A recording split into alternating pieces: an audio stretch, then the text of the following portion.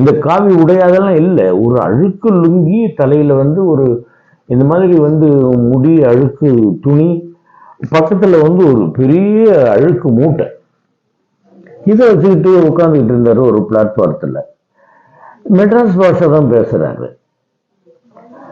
போய் நின்ன உடனே அப்படியே பார்த்தாரு. ராதாகிருஷ்ணன்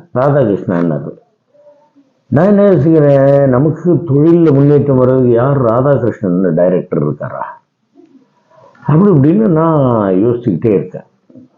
இன்னும் ஒன்றும் தெரியல, என்னமோ ராதாகிருஷ்ணன்றாரு. அப்புறம் மேலே பார்க்குறாரு, நீர் ஓடுதுன்றாரு. என்னென்னமோ சொல்றாரு, எனக்கு புரியல. ஆனால் அவரை பார்த்ததுல வந்து எனக்கு உள்ளுக்குள்ள வந்து ஒரு ஆத்ம திருப்தி. எனக்கு வேற ஒருத்தர் சொல்லியிருக்காரு, சித்தர்கள் நீ எதிர்பார்க்கிற மாதிரி பெரிய இதா இருக்கு.